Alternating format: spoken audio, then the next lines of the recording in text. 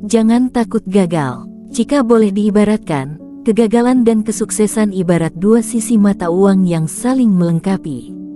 Orang yang menginginkan kesuksesan harus tahu bahwa ada saat di mana dia harus mengalami kegagalan. Yang terpenting bukan sekadar mengetahui jalan ke arah kesuksesan saja, tapi juga harus mengerti apa yang menyebabkan kegagalan itu bisa terjadi.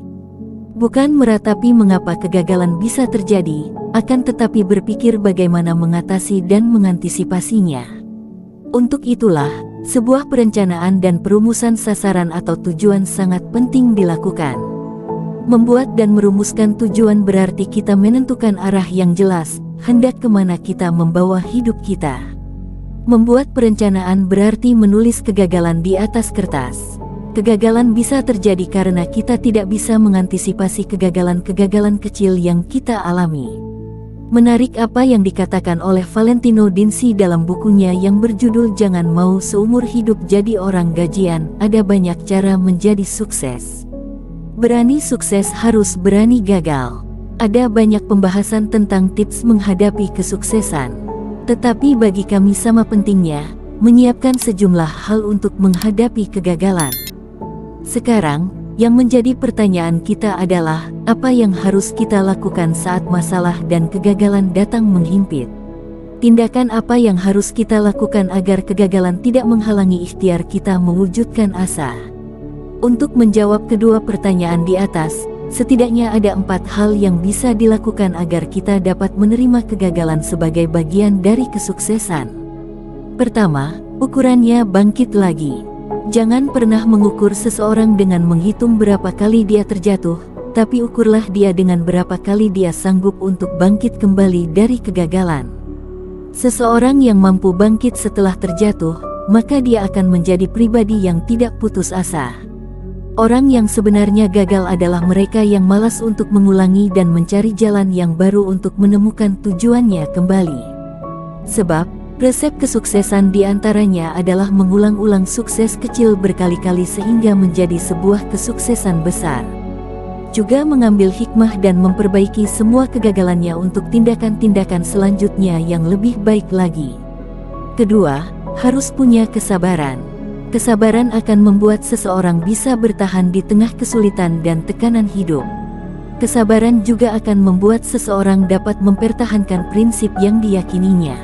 Indah sekali apa yang dikatakan oleh Valentino Dinci berikut ini, tidak ada apapun di dunia ini yang bisa menggantikannya. Bakat pun tidak, banyak sekali orang berbakat yang tidak sukses. Kejeniusan pun tidak. Kejeniusan yang tidak bisa sukses sudah hampir menjadi olok-olokan. Pendidikan pun tidak. Dunia ini sudah penuh dengan orang-orang terpelajar. Hanya kemauan, kemampuan dan ketabahanlah yang bisa bertahan untuk mewujudkan kesuksesannya. Ketiga, memiliki ketabahan.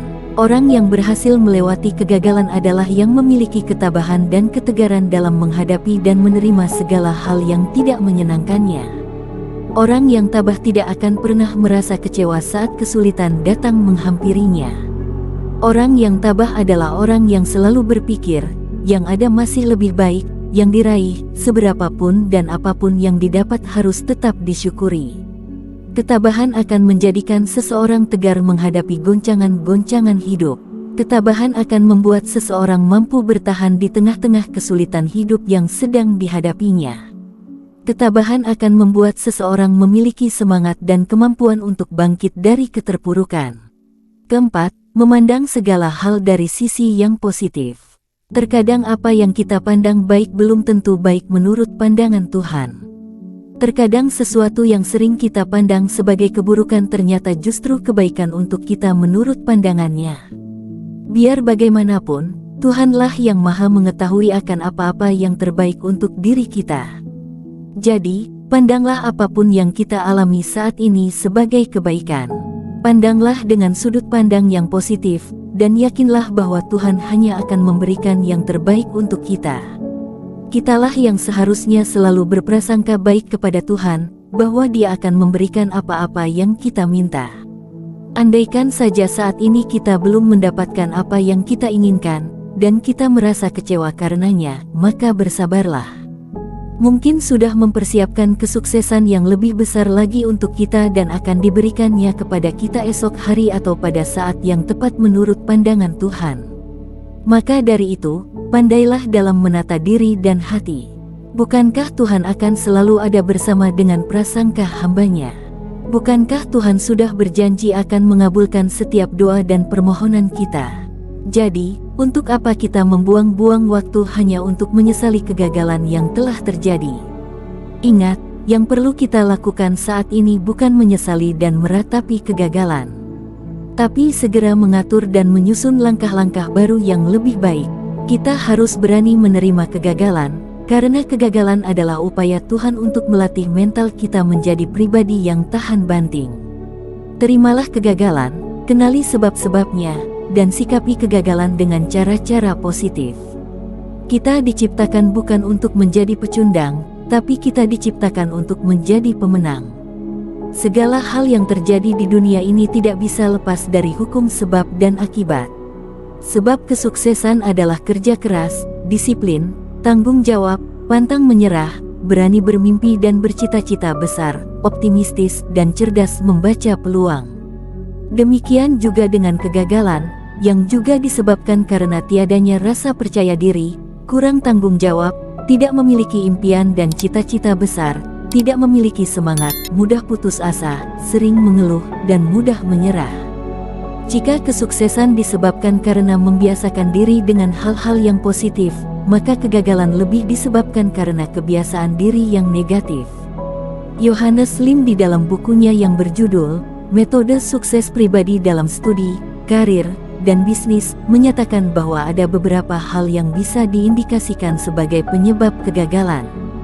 Beberapa hal yang harus kita kenali sebagai penyebab kegagalan itu diantaranya adalah sebagai berikut. Pertama, hidup tanpa mengarah dan tanpa adanya suatu tujuan yang jelas, serta menjalani kehidupan dengan tidak fokus, sehingga tidak mengetahui hidupnya untuk apa, hendak kemana dan harus bagaimana. Kedua, terkadang tingkat pendidikan formal seseorang yang minim juga bisa mengurangi kemampuannya di dalam berpikir panjang dan sistematis, sehingga menyebabkan banyak kesalahan di dalam mengambil keputusan untuk kehidupannya yang berakibat pada kegagalan. Ketiga, kurang memiliki kedisiplinan diri, sehingga mengakibatkan timbulnya kebiasaan-kebiasaan yang kurang produktif. Keempat, tidak memiliki ambisi untuk menjadi pribadi yang lebih baik dan lebih berhasil, sehingga tidak memiliki fighting spirit yang memadai untuk dijadikan syarat agar menjadi pemenang kehidupan. Kelima, kesehatan yang buruk yang disebabkan karena adanya pikiran-pikiran negatif yang terus menggerogoti semangat hidupnya. Keenam, adanya pengaruh masa kecil yang buruk, sehingga akan berpengaruh pada kebiasaan dan karakter yang buruk pula sehingga sulit untuk diubah.